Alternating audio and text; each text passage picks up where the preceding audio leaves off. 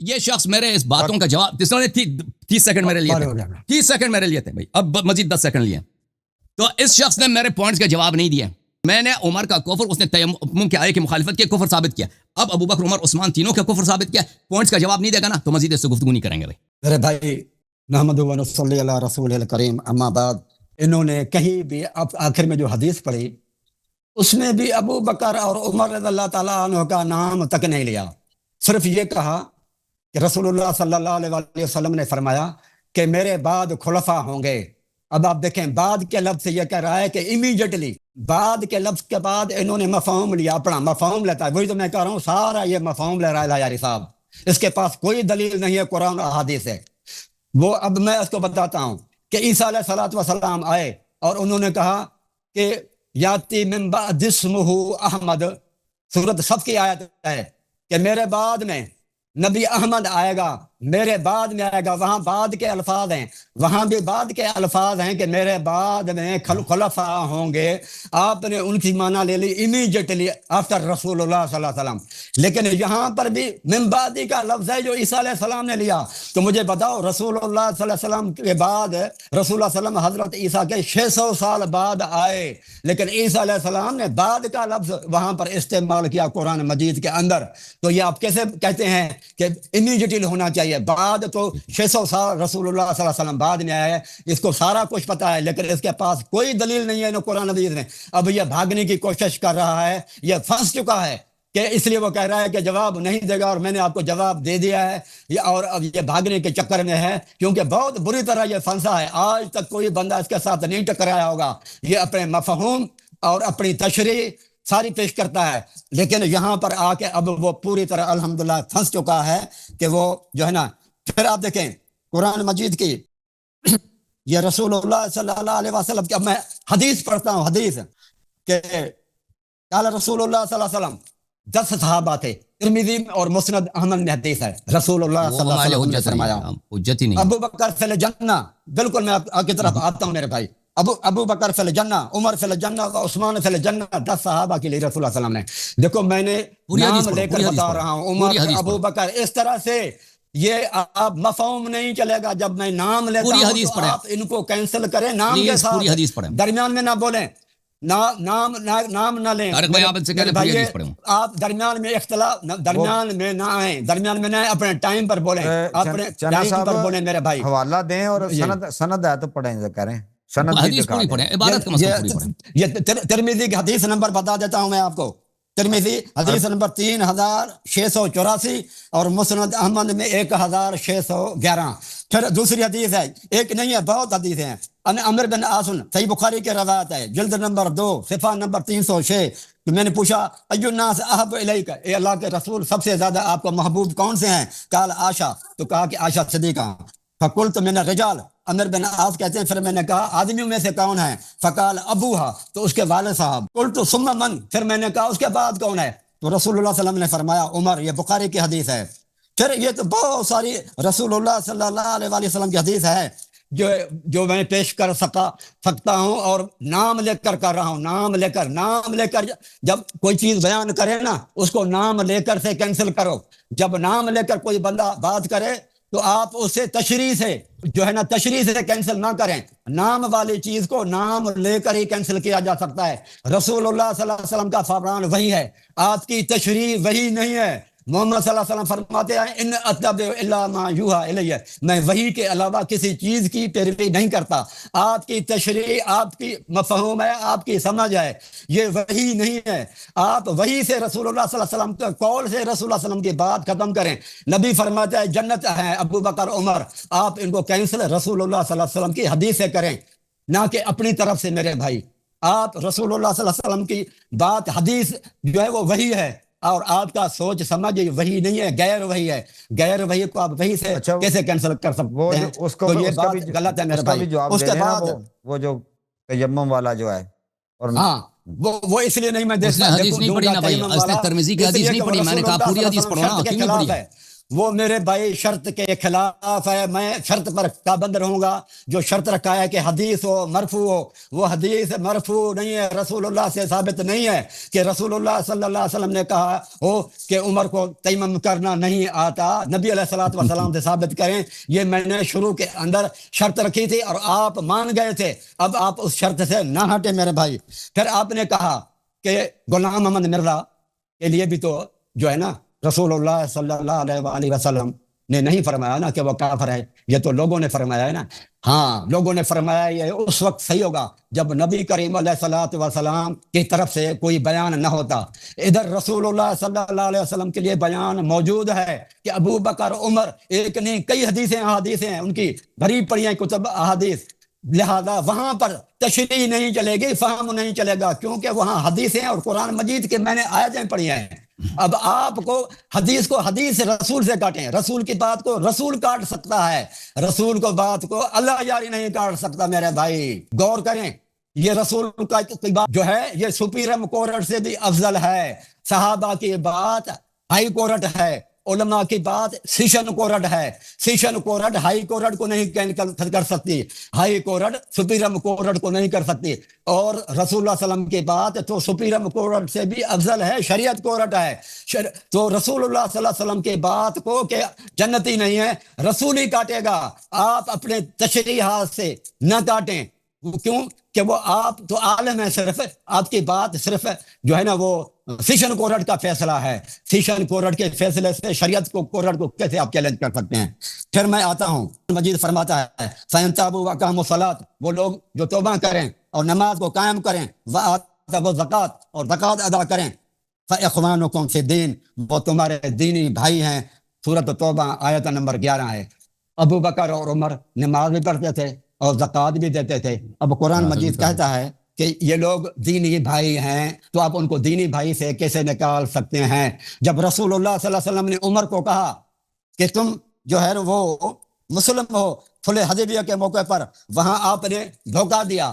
وہاں لفظ ہے کہ نہن کا لفظ ہے اور پوچھنے والا عمر ہے کہ کیا ہم مسلم نہیں ہیں؟ تو رسول اللہ صلی اللہ علیہ وسلم نے کہا کیوں نہیں، ہاں نام ہم ہیں. جو پوچھنے والا ہوتا ہے نا سب سے پہلے وہ ہوتا ہے، دوسرے لوگ بعد میں آتے ہیں. یہاں بھی دھوکہ دے گیا. نہن پوچھ رہا ہے ایک بندہ اور رسول اللہ صلی اللہ علیہ وسلم وہ دوسروں کو شامل کریں گے تو پوچھنے والا کدھر گیا؟ تو یہ بھی انہوں نے بہت بڑی اللہ یاری صاحب نے خیانت کی ہے. رسول اللہ صلی اللہ علیہ وآلہ وسلم سے عمر نے کیا نہن ہم اس نے رسول اللہ صلی اللہ علیہ وسلم کو اور سوال کوئی اور کرے اور رسول اللہ صلی اللہ علیہ وسلم جواب کچھ اور کو دے رہے ہیں. کس طرح سے اللہ یاری آپ بات کرتے ہیں میرے بھائی؟ دیکھیں کہ پھر قرآن مجید کی آیت ہے وَلَوْ أَنَّهُمْ إِذْ ظَلَمُوا أَنفُسَهُمْ وَلَوْ أَنَّهُمْ إِذْ ظَلَمُوا أَنفُسَهُمْ جَاءُوكَ فَاسْتَغْفَرُوا اللَّهَ وَاسْتَغْفَرَ لَهُمُ الرَّسُولُ. یہ سورۃ نساء آیت نمبر 64 ہے. اگر جنہوں نے اپنے نفسوں کے اوپر ظلم کیا ہے رسول کے پاس آتے، اس کا مطلب یہ کہ ظالم لوگ منافق لوگ رسول اللہ صلی اللہ علیہ وسلم کے پاس اگر آتے تھے تو مفاد کے خاطر آتے تھے، فائدہ لینے کے لیے آتے تھے اور تکالیف کے وقت میں نہیں آتے تھے. اللہ تعالیٰ فرماتا ہے اگر یہ ظالم لوگ رسول اللہ صلی اللہ علیہ وسلم کے ساتھ تکالیف کے وقت بھی آتے تو کیا ہوتا؟ اللہ تعالیٰ ان کو معاف کرتا. تو اللہ تعالیٰ اور ابو بکر عمر رسول اللہ صلی اللہ علیہ وسلم کے ساتھ ہی رہتے تھے. پھر آپ نے کہا کہ یہ عمر اور ابو بکر جنگ میں گئے نہیں تھے، شامل ہی نہیں تھے. اللہ کے بندے کیسی بات کر رہے ہیں؟ پھر بھاگے کیسے؟ جو شامل ہوتا ہے وہی تو بھاگتا ہے. ادھر بھی آپ ڈاج دے کر جاتے ہیں، دھوکہ دے کر جاتے ہیں. اس کا مطلب وہ گئے تھے. اگر وہ نہیں گئے تھے تو پھر کہاں تھے؟ مدینے کے اندر تھے. یہ تو آپ کی کتابوں میں میرے بھائی لکھا ہوا ہے کہ جنگ بدر میں ابو بکر عمر بھی ساتھ تھے. تو اس لیے تو آپ کہتے ہیں نا کہ وہ بھاگ گئے. پھر آپ کو بھاگنا تو یاد ہے، افسوس کی بات ہے. اور ان کو جو اللہ تبارک و تعالیٰ نے معافی دی ہے وہ آپ کو یاد نہیں ہے. وہ کافر کو، منافقین کو اللہ تعالیٰ معاف کرتا ہے ان کی کسی غلطی کی وجہ سے.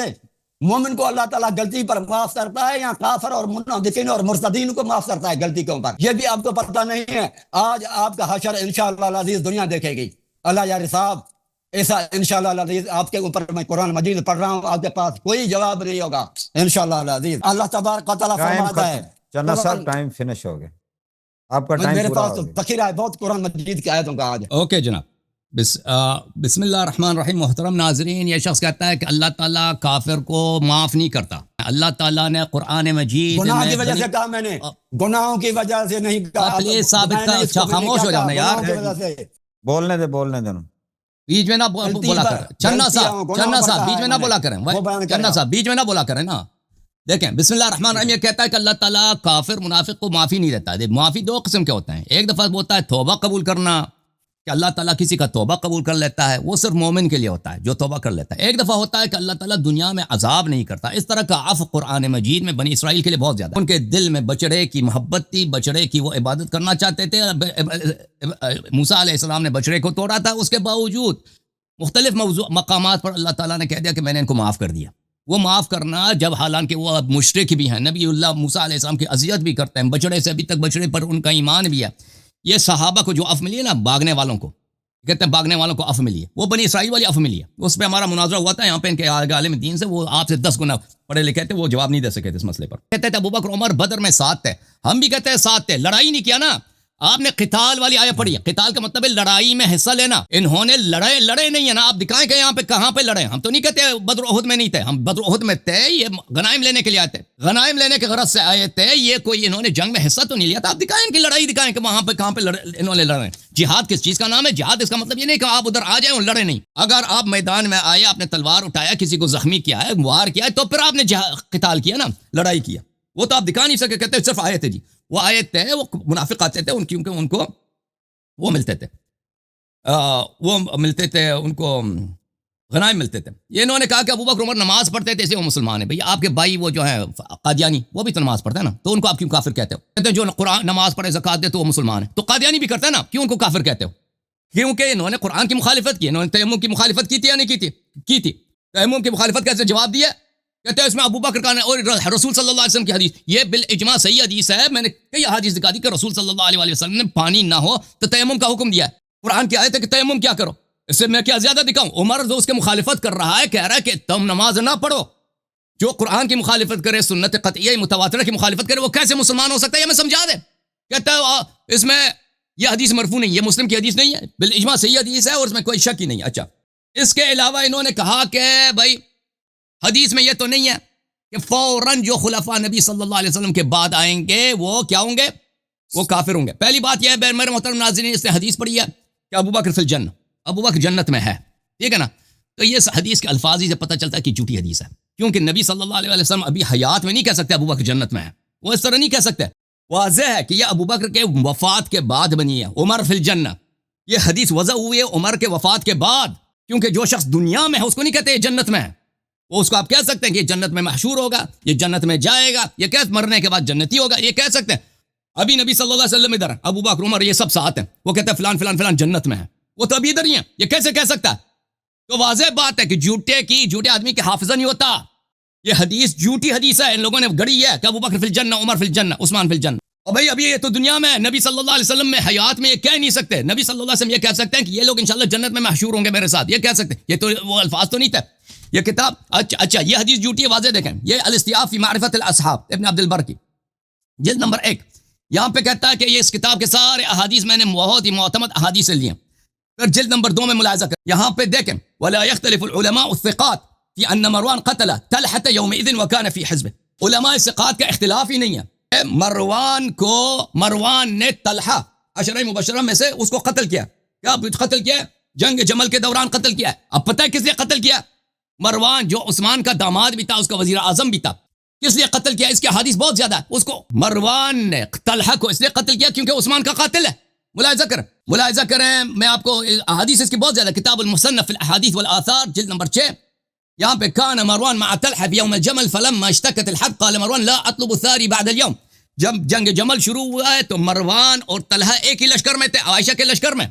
عثمان نے کہا کہ آج میں نے اپنے بھائی کا، یعنی عثمان کے، مروان نے کہا آج میں عثمان کا، اپنے سسر، اپنے چچا زاد بھائی کے خون کا میں بدلہ لوں گا، اور آج کے بعد میں کسی قسم کا مجھے بدلہ لینے اور انتقام لینے کی ضرورت نہیں ہوگی. ثم رماه بسهم فاصاب، پھر اس نے تیر مارا کس پر؟ طلحہ کو مارا، قتل کیا. اب آئی یہ تمہارا یہ اشارہ مبشرہ ہے. طلحہ خود عثمان کا قاتل ہے، عائشہ نے خود عثمان کے قتل کا فتویٰ دیا، زبیر خود قاتل ہے. بہرحال یہ عشرہ مبشرہ کی حدیث جھوٹی حدیث ہے، باطل حدیث ہے، اور یہ آئے کس لیتے ہیں؟ عشرہ مبشرہ کی حدیث اگر یہ جنتی ہوتے تھے امام علی علیہ السلام کے جنگ میں آ جاتے جمل میں. اچھا اب انہوں نے کہا کہ آپ نے قرآن کی آیت یاتی من بعد رسول اسمہ احمد، میرے بعد نبی آئے گا کہ اس کا نام احمد ہوگا. تو نبی صلی اللہ علیہ وسلم نے کہا کہ میرے بعد جو خلفاء آئیں گے اس طرح کے ہوں گے. تو آپ نے کیسے مانا کہ وہ امیڈیٹلی کہاں سے لے لیا؟ پہلی بات یہ حذیفہ نے کہا کہ اگر میں وہ زمانہ پاؤں تو کیا کروں؟ تو رسول صلی اللہ علیہ وسلم نے کہا کہ ان کی اطاعت کرنا، ان سے لڑنا نہیں. حذیفہ کی وفات ہوئی ہے عثمان کی خلافت میں. اگر یہ دور والے خلفاء ہوتے ہیں نا، رسول صلی اللہ علیہ وسلم کہتا ہے کہ نہیں بھائی یہ تو دور کی بات ہے، یہ 200 سال کے بعد والی بات ہے، آپ اس زمانے کو پاؤ گے نہیں. رسول صلی اللہ علیہ وسلم نے حذیفہ سے کیا فرمایا؟ حذیفہ سے فرمایا کہ تم ان کی بات ماننا. اس حذیفہ کی وفات کب ہے؟ سنہ 35 عثمان کی خلافت. تو یہ پتہ چلا کہ یہ کون تھے جو کافر ہیں، جو نہ سنت پہ نہ ہدایت پر ہیں، ان کی، اور جو شیطان کے روپ میں انسان کے روپ میں شیطان کے روح ظاہر ہوئے، وہ پتہ چلا کہ وہ کون ہے، یہ پتہ چلا نا. اچھا پھر میں اب امیڈیٹلی میں مزید دکھا دوں گا، اور ان کا کفر بھی ثابت ہوگا. یہ سنن ترمذی ہے، ادھر دیکھو یہاں پہ حدیث دیکھو، علی منی وانا منہ وهو ولی کل مؤمن من بعدی. رسول صلی اللہ علیہ وسلم نے کہا علی میرا ہے اور میں اس کا ہوں، اور مؤمن کا ولی ہے میرے بعد. یہ کتاب السنہ لابی بکر بن عاصم ہے، ٹھیک ہے نا. علی منی وانا منہ وهو ولی کل مؤمن من بعدی، اسناده صحیح، الرجال رجال مسلم. انت منی بمنزلت هارون من موسیٰ الا انك لست نبیا وانت خلیفتی فی کل مؤمن من بعدی. تو خلیفہ کون ہے؟ ہر مؤمن کا ولی نبی صلی اللہ علیہ وسلم کے بعد کون ہے؟ امام علی علیہ السلام ہے، ٹھیک ہے نا. یہ اس کے احادیث بہت زیادہ. اچھا میں آپ کی خدمت میں دکھا دیتا ہوں کہ ابو بکر عمر کی کوئی حدیث ہے کہ وہ میں نبی صلی اللہ علیہ وسلم کے بعد خلافت ان کو ملے گا. یہ صحیح مسلم ہے، یہاں پر باب الاستخلاف و ترکی وفی هذا الحدیث دلیل عن النبی صلی اللہ علیہ وآلہ وسلم لم ينص على خلیفت وہ اجماع اہل السنہ. اہل سنت کا اجماع ہے کہ نبی صلی اللہ علیہ وسلم نے کسی کو خلیفہ نہیں بنایا، حالانکہ نبی صلی اللہ علیہ وسلم نے واضح طور پر کہہ دیا کہ وانت خلیفتی فی کل مؤمن من بعدی، ٹھیک ہے نا. تو ابو بکر عمر کی خلافت منصوص نہیں ہے. اب ملاحظہ کریں، امیڈیٹلی میں آپ کو دکھا رہا ہوں چننا صاحب، اور آپ کو تو سمجھ نہیں آئے گی نا، دوسروں کو تو سمجھ آئے گی. صحیح بخاری ملاحظہ کریں، یہاں پر حدیث نمبر ہے 4625. نبی صلی اللہ علیہ وسلم کہتے ہیں کہ روز قیامت میں دیکھوں گا کہ میرے صحابہ جہنم کی طرف لے کے جائیں گے. میں کہوں گا یا رب صحابی، یا رب یہ تو میرے صحابہ ہیں. ندا آئے گا اللہ رب العزت کی جانب سے انک لا تدری ما احدثوا بعدک، آپ کو پتہ نہیں ہے کہ آپ کے بعد دین میں کیا بدعتیں داخل کی ہیں. صحابہ پس مرتد ہوئے ہیں، جہنم لے کے جائیں گے، کس لیے کہ انہوں نے دین میں بدعت داخل کی ہے. اللہ کی جانب سے ندا آئے گا ان هؤلاء لم يزالوا مرتدین على اعقابهم منذ فارقتهم. ان کی ارتداد کب شروع ہوئی ہے؟ یہ اسی وقت سے مرتد رہے ہیں جب سے آپ دنیا سے گئے ہیں. یہ صحابہ جنہوں نے دین میں بدعت داخل کی ہے قیامت کے دن جہنم لے کے جائیں گے.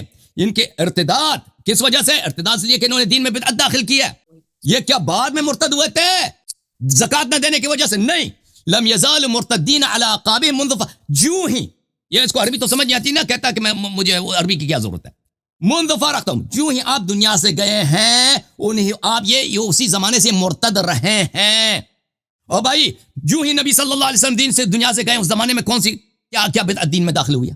جس دن نبی صلی اللہ علیہ وسلم کی وفات ہوئی ہے اس دن کیا بدعت دین میں آیا؟ نماز چینج ہوا؟ کچھ بھی نہیں چینج ہوا.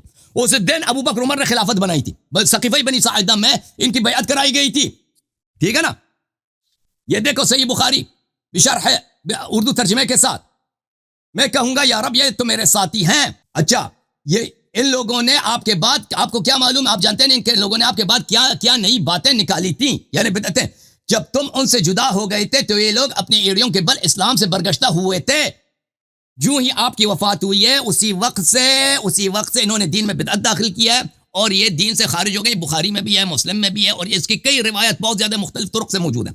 تو ثابت یہ ہوا میرے محترم ناظرین کہ رسول صلی اللہ علیہ وسلم کے وفات کے وقت کوئی اور امیڈیسی میں نے دو طرق سے ثابت کیا، حذیفہ کے زندگی سے اور اس طریقے سے بھی ثابت کیا کہ یہ متواتر حدیث ہے، مختلف طرق سے وارد ہوئی ہے کہ یہ بھائی دین میں جو بدعت داخل کی گئی تھی جس کی وجہ سے صحابہ مرتد ہو گئے تھے وہ کیا ہے؟ ابو بکر عمر کی خلافت ہے. وَإِلَّا یہ مجھے بتائیں کہ نبی صلی اللہ علیہ وسلم کے وفات کے بعد وہ کون سی بدعت دین میں داخل ہوئی تھی جس کی وجہ سے صحابہ مرتد ہوئے تھے؟